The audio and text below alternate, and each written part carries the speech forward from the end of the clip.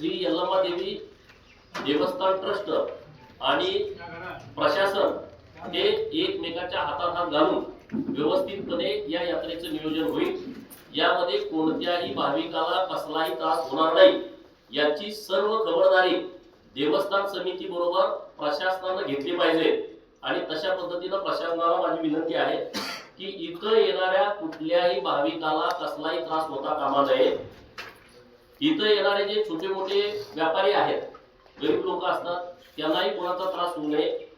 सगळ्या अधिकाऱ्यांना सगळ्या कर्मचाऱ्यांना सूचना द्या, एका जरी माणसाला त्रास झाला तर त्याचा त्रास त्या अधिकाऱ्याला त्या कर्मचाऱ्याला होईल, त्यांना स्ट्रिक्टली सूचना देऊन टाका।